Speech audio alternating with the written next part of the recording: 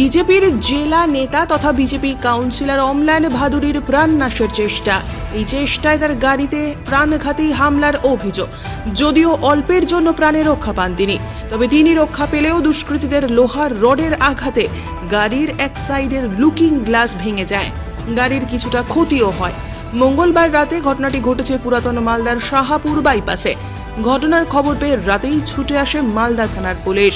গোটা ঘটনা খতিয়ে দেখে শুরু করে তদন্ত। ঘটনায় বিজেপির দক্ষিণ মালদার সভাপতি পার্থসারথী ঘোষ তৃণমূল আশ্রিত দুষ্কৃতীদের দিকে অভিযোগের আঙ্গুল তোলেন, যদিও এই অভিযোগ অস্বীকার করা হয়েছে তৃণমূলের তরফ থেকে। কিছুক্ষণ আগেই আমরা একসাথে ছিলাম, কয়েক মিনিটের মধ্যেই খবর এলো যে এরকম প্রাণঘাতী আক্রমণ, আর যেটা একটা স্পষ্ট যে এটা প্রাণ নাশেরই চক্রান্ত। আমরা এটা বারবার দেখছি যখনই নির্বাচন আসছে।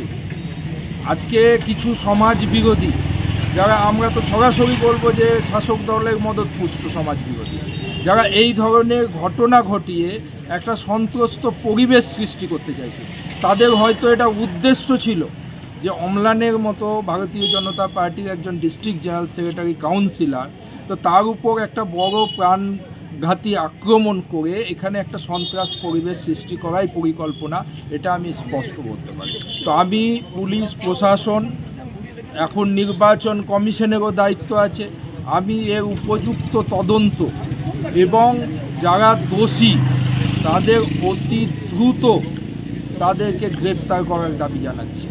কি ক্ষতি হয়েছে?